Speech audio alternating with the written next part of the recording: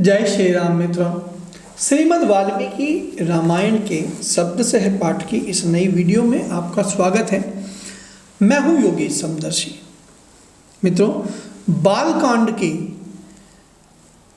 36वें सर्ग के 13वें श्लोक तक का पाठ कल की वीडियो में आपने सुना था। आइए अब आगे का पाठ करते हैं। यदिदं क्षुभितं स्थानान्मम तेजो हयनुत्तमं धारयिष्यति कस्तन्मे बभ्रवन्तु सुरसत्तमा। किंतु सुरश्रेष्ठगण, यदि मेरा यह सर्वोत्तम तेज वीर्य क्षुब्ध होकर अपने स्थान से स्खलित हो जाए तो उसे कौन धारण करेगा, यह मुझे बताओ। एवं मुक्तास्ततो देवा प्रत्युचुर्वर्षभवज्जतं यत्तेजः क्षुभितं हयद् तद्धरा धारयिष्यति। उनके ऐसा कहने पर देवताओं ने वृषभ ध्वज भगवान शिव से कहा, भगवान, आज आपका जो तेज क्षुब्ध होकर गिरेगा उसे यह पृथ्वी देवी धारण करेगी। एवं मुक्तः सुरपते प्रमुमोच महाबलः तेजसा पृथ्वी येन व्याप्ता सगिरी कानना। देवताओं का यह कथन सुनकर महाबली देवेश्वर शिव ने अपना तेज छोड़ा, जिससे पर्वत और वनों सहित यह सारा पृथ्वी व्याप्त हो गई। ततो देवाः पुनर्दमुच्चापि हुताशनम् आविशतं महातेजो रौद्रं वायु समन्वितः।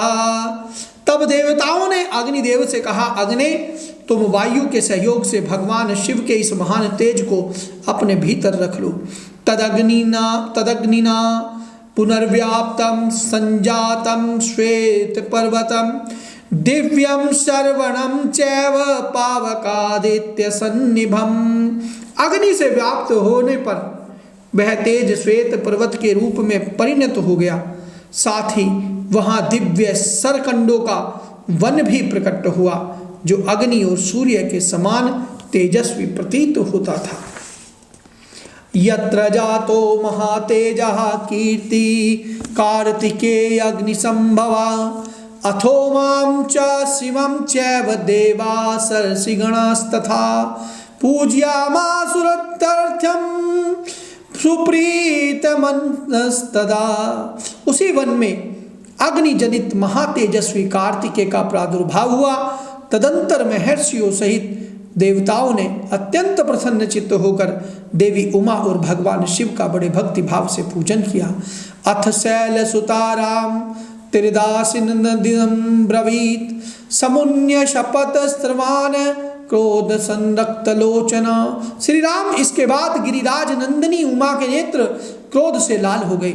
उन्होंने समस्त देवताओं को रोष पूर्वक श्राप दे दिया। वे बोली, यस्मा निवारिता चाहम संगता पुत्र काम्या अपतम सवेशु दारेशु नोत्पाद्युर्महमत अद प्रभृति यस्माक्म प्रजा संतुपतन्यः।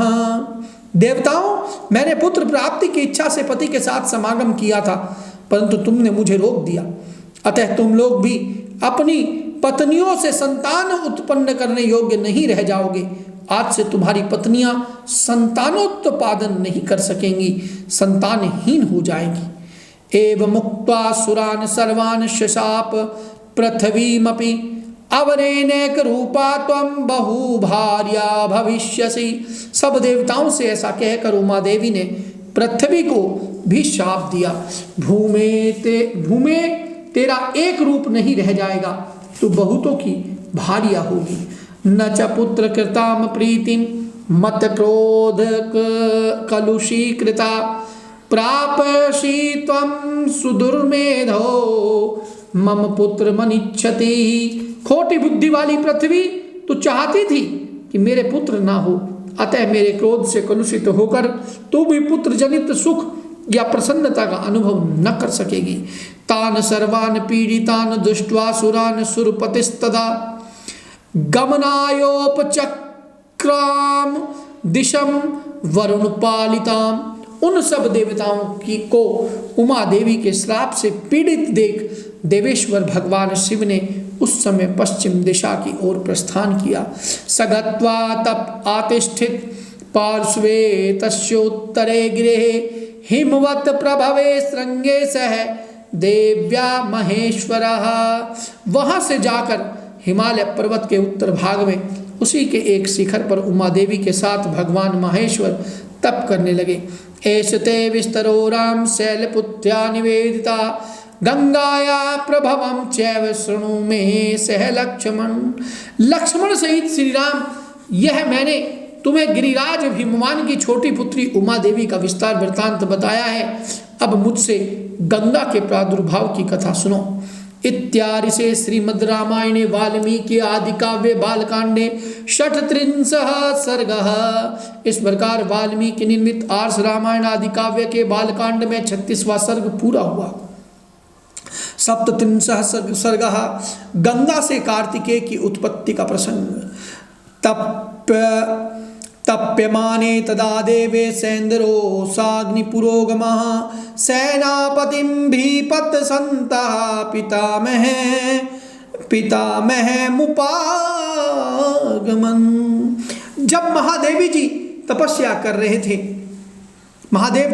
कर रहे थे उस समय इंद्र और अग्नि आदि संपूर्ण देवता अपने लिए सेनापति की इच्छा लेकर ब्रह्मा जी के पास आए।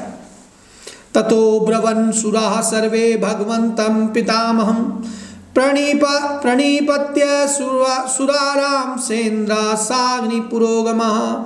देवताओं को आराम देने वाले श्री राम इंद्र और अग्नि सहित समस्त देवताओं ने भगवान ब्रह्मा को प्रणाम करके इस प्रकार कहा। येन सेनापतिर्देव दत्तो भगवता पुरा सैतपे प्रमास्थाय तप्यते संसहो मया। प्रभो, पूर्व काल में जिन भगवान महेश्वर ने हमें बीज रूप से सेनापति प्रदान किया था, वे उमा देवी के साथ उत्तम तप का आश्रय लेकर तपस्या करते हैं। यदत्रानन्तरं कार्यं लोकानां हितकाम्या संविधास्त्वद्विधानज्ञ त्वं हिना परमागति। विधि विधान के ज्ञाता पितामहे, अब लोक हित के लिए जो कर्तव्य प्राप्त हो उसको पूर्ण कीजिए, क्योंकि आप ही हमारे परम आश्रय हैं। देवतानां वचः श्रुत्वा सर्वलोक पितामह शान्तवयन् मधुरवाक्ये स्त्रीदशानिदं ब्रवीत। देवताओं की यह बात सुनकर संपूर्ण लोकों के पिता में ब्रह्मा जी ने मधुर वचन द्वारा उन्हें सांत्वना देते हुए कहा। शैलपुत्र्या यदुक्तं तन्न प्रजा सुवासुपत्निषु तस्या वचनम क्लिष्टं सत्यमेव न संशयः। देवताओं, गिरिराज कुमारी पार्वती जी ने जो श्राप दिया है उसके अनुसार तुम्हें अपनी पत्नियों के गर्भ से अब कोई संतान नहीं होगी। उमा देवी की वाणी अमोघ है, अतः वह सत्य होकर ही रहेगी, इसमें संशय नहीं है। इयमाकाश गंगा च यस्याम पुत्रम हुताशनः जनयिष्यति देवानां सेनापति मरिंदमम। ये है उमा की बड़ी बहन आकाश गंगा, जिनके गर्भ में शंकर जी के उस तेज को स्थापित करके अग्निदेव एक ऐसे पुत्र को जन्म देंगे जो देवताओं के शत्रुओं का दमन करने में समर्थ सेनापति होगा। ज्येष्ठा शैलेन्द्र दुहिता मानयिष्यति तम सुतम उमाया सदुत्तमं भविष्यति न संशयः। ये गंगा गिरिराज की ज्येष्ठ पुत्री है, अतः अपनी छोटी बहन के उस पुत्र को अपने ही पुत्र के समान मानेंगी। उमा को भी यह बहुत प्रिय लगेगा, इसमें संशय नहीं है। तो छुत्वा वचनम तस्य कृतार्था रघुनंदन प्रणिपत्य सुरा सर्वे पितामहं पूजयन्। रघुनंदन, ब्रह्मा जी का यह वचन सुनकर सब देवता कृत्य हो गए। इन्होंने ब्रह्मा जी के प्राण को प्रणाम करके उनका पूजन किया। ते गत्वा परमं राम कैलासं धातुमंडितम् अग्निं नियोजयामासुं पुत्रार्थम सर्वदेवता। श्री राम विविध धातुओं से अलंकृत उत्तम कैलाश पर्वत पर जाकर उन संपूर्ण देवताओं ने अग्निदेव को पुत्र उत्पन्न करने के कार्य में नियुक्त किया। देव कार्यमिदं देव समाधस्त्व हुताशन शैलपुत्र्याम महातेजो गंगायाम तेज उत्सृज।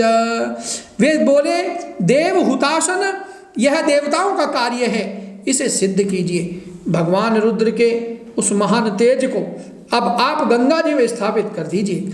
देवतानाम प्रतिज्ञाय गंगाम अभ्यत्ये पावकाः गर्भम धारय वे देवी देवतानाम इदं प्रियम।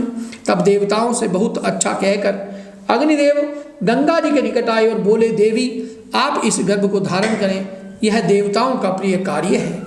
इत्येद वचनम श्रुत्वा दिव्यम रूपमधार्यत स तस्या महिमां दृष्ट्वा समान्तद वशीर्यत।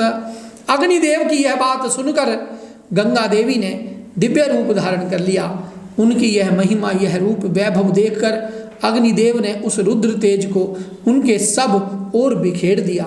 समन्तस्तदा देवीभ्यश्चिंत पावकाः सर्वशत्रोतांसि पूर्णानि गंगाया रघुनंदन। रघुनंदन अग्निदेव ने जब गंगा देवी को सब ओर से उस रुद्र तेज रूप अभिषिक्त कर दिया, तब गंगा जी के सारे स्रोत उससे परिपूर्ण हो गए। तमुवाच ततो गंगा सर्वदेव पुरोगमम असक्ता धारणे देव तेजस्व समुद्दतमम दैयमानाग्नि तेन संप्रवर्तित चेतना। तब गंगा ने समस्त देवताओं के अग्रगामी अग्निदेव से इस प्रकार कहा, देव आपके द्वारा स्थापित किए गए इस बढ़े हुए तेज को धारण करने में मैं असमर्थ हूँ, इसकी आँच से जल रही हूँ और मेरी चेतना व्यथित हो गई है।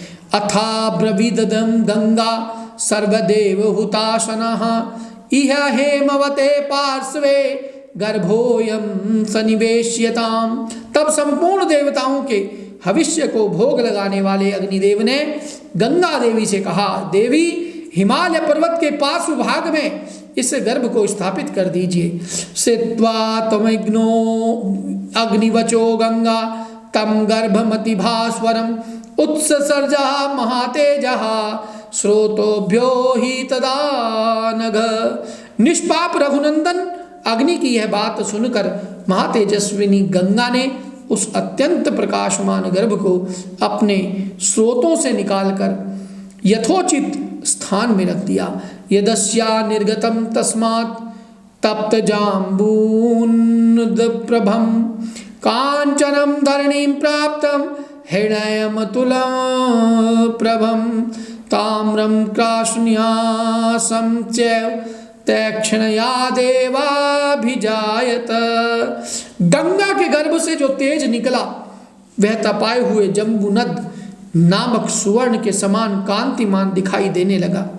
गंगा सुवर्ण में मेरुगिरी से प्रकट हुई हैं, अतः उनका बालक भी वैसे ही रूप रंग का हुआ। पृथ्वी का जहाँ वह तेजस्वी गर्भ स्थापित हुआ, वहाँ की भूमि तथा प्रत्येक वस्तु स्वर्णमयी हो गई। उसके आसपास का स्थान अनुपम प्रभा से प्रकाशित होने वाला रजत हो गया। उस तेज की तीक्ष्णता से ही दूरवर्ती भूभाग की वस्तुएं तांबे और लोहे के रूप में परिणत हो गईं। मलम तस्या भवत तत्र त्रपूसी सकमेव च तदे दृढ़ै प्राप्य नाना धातुर्वर्धत। उस तेजस्वी गर्भ का जो मल था वही वहां रांगा और सीसा हुआ। इस प्रकार पृथ्वी पर पड़कर वह तेज नाना प्रकार के धातुओं के रूप में वृद्धि को प्राप्त हुआ। निक्षि सप्तमात्रे गर्भे तु तेजोभिरभिरंजितम सर्वं पर्वत सनंदम सोवर्ण भवद्वम वमन। पृथ्वी पर उस गर्भ के रखे जाते ही उसके तेज से व्याप्त होकर पूर्वोत्तर श्वेत पर्वत और उससे संबद्ध रखने वाला सारा वन स्वर्ण में होकर जगमगाने लगा।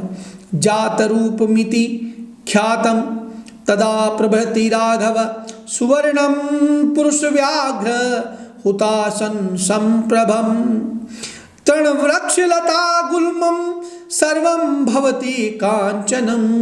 पुरुष सिंह रघुनंदन तभी से अग्नि के समान प्रकाशित होने वाले स्वर्ण का नाम जात रूप हो गया, क्योंकि उसी समय स्वर्ण का तेजस्वी रूप प्रकट हुआ था। उस गर्भ के संपर्क से वहां का तृण वृक्ष लता और गुल्म सब कुछ सोने का हो गया। तम कुमारम ततो जातम सेन्द्रः से मरुद्रणः क्षीर संभावनार्थाय कृतिका समयोजनय। तदंतर इंद्र और मरुद्रणों ने सहित संपूर्ण देवताओं ने वहां उत्पन्न हुए कुमार को दूध पिलाने के लिए 6 कृतिकाओं को नियुक्त किया। ताम क्षीरम जात मात्रस्य कृत्वा समयमुत्तमं दधु पुत्रो यस्माकं सर्वासामिति निश्चिता। तब उन कृतिकनाओं ने यह हम सबका पुत्र हो ऐसे उत्तम शर्त रखकर और इस बात का निश्चित विश्वास लेकर उस नवजात बालक को अपना दूध प्रदान किया। ततस्तु देवताः सर्वां कार्तिकेय इति ब्रुवन् पुत्रस्त्रेय लोक्या विख्यातो भविष्यति न संशयः। उस समय सब देवता बोले, यह बालक कार्तिकेय कहलाएगा और तुम लोगों का त्रिभुवन विख्यात पुत्र होगा, इसमें संशय नहीं है। तेषां तद्वचनं श्रुत्वा स्कनं गर्भ परिस्रवे स्नापयन् परया लक्ष्म्या दीप्यमानं यथानलम्। देवताओं का यह अनुकूल वचन सुनकर शिव और पार्वती से स्खलित तथा गंगा द्वारा गर्भस्राव होने पर प्रकट हुए अग्नि के समान उत्तम प्रभा से प्रकाशित होने वाले बालकों कृतिकाओं ने नहलाया। स्कंद इत्यब्रुवन् देवा स्कनन् गर्भ परिस्रवे कार्तिकेयं महाबाहुं काकुतस्थ ज्वलनोपमम्। कुकुतस्थ कुलभूषण श्री राम अग्नितुल्य तेजस्वी महाबाहु कार्तिकेय गर्भ श्राव काल में स्कंदित हुए थे, इसलिए देवताओं ने उन्हें स्कंद कहकर पुकारा। प्रादुर्भूत ततः क्षीरं कृतिका नामुत्तमं षण्णां षडाननो भूत्वा जग्रहास्तंजं पयः। तदंतर कीर्तिकाओं के स्तनों में परम उत्तम दूध प्रकट हुआ। उस समय स्कंद ने अपने 6 मुख प्रकट करके उन 6 का एक साथ ही स्तनपान किया। गृहीत्वा क्षीरमेकाहना सुकुमार वस्तु ददाह अजयत स्वेन वीर्येण दैत्य सैन्य गणान विभु। एक ही दिन दूध पीकर उस सुकुमार शरीर वाले शक्तिशाली कुमार ने अपने पराक्रम से दैत्यों की सारी सेनाओं पर विजय प्राप्त की। सुरसेना गणपतिभ्यश्चिन्न महाद्युतिम ततस्तमराः सर्वे समेत्याग्नि पुरोगमः। तत्पश्चात अग्नि आदि सब देवताओं ने मिलकर उन महातेजस्वी स्कंद का देव सेनापति के पद पर अभिषेक किया। ऐशते राम गंगाया विस्तरयो विहतो मया कुमार संभवश्च धन्यः पुण्यस्तथैव च। श्री राम, यह मैंने तुम्हें गंगा जी के चरित्र की का विस्तार पूर्वक बताया है, साथ ही कुमार कार्तिकेय के जन्म का भी प्रसंग सुनाया है, जो श्रोता को धन्य एवं पुण्यात्मा बनाने वाला है। भक्तश्च यः कीर्ति कार्तिकेय काकुतस्थ भुवि मानवः आयुष्मान पुत्र पौत्रैश्च स्कंद सालोक्यतां व्रजेत्। कुकुतस्थ इस पृथ्वी पर जो मनुष्य कार्तिकेय में भक्ति भाव रखता है, वह इस लोक में दीर्घायु तथा पुत्र पौत्रों से संपन्न हो मृत्यु के पश्चात स्कंद के लोक में जाता है। इत्यादि से श्रीमद् रामायणे वाल्मीकि आदि काव्य बालकांडे सप्तत्रिशं सर्गः। इस प्रकार वाल्मीकि निर्मित आर्ष रामायण आदि काव्य के बालकांड में 37वां सर्ग पूरा हुआ। अष्टात्रिंशः सर्गः राजा सगर के पुत्रों की उत्पत्ति तथा यज्ञ की तैयारी। ताम कथाम कौशिको रामे निवेद्य मधुराक्षसां पुनरेवा परमं वाक्य काकुतस्थमिदं ब्रवीत। विश्वामित्र जी ने मधुर अक्षरों से युक्त वह कथा श्री राम को सुनाकर फिर उनसे दूसरा प्रसंग इस प्रकार कहा। अयोध्याधिपतिर्वीर पूर्वमासीन्नराधिपः सगरो नाम धर्मात्मा प्रजा कामः सच चाप्रजः। वीर, पहले की बात है, अयोध्या में सगर नाम से प्रसिद्ध एक धर्मात्मा राजा राज्य करते थे। उन्हें कोई पुत्र नहीं था, अतः वे पुत्र प्राप्ति के लिए सदा उत्सुक रहा करते थे। वैदर्भदूहिता राम केशिनी नाम नामता ज्येष्ठा सगर पत्नीम सा धर्मिष्ठा सत्यवादिनी। श्री राम विदर्भ राजकुमारी कौशिनी राजा सगर की ज्येष्ठ पत्नी थी। वह बड़ी धर्मात्मा और सत्यवादिनी थी। मित्रों, इस 38वें सर्ग के तीसरे श्लोक पर हम आज की इस कथा को विराम देते हैं। कल यहीं से आगे का पाठ स्वाध्याय श्रीमद् वाल्मीकि रामायण के इस स्वाध्याय पाठ की अगली वीडियो लेकर मैं उपस्थित होऊंगा। तब तक के लिए मुझे इजाज़त दीजिए। जय श्री राम।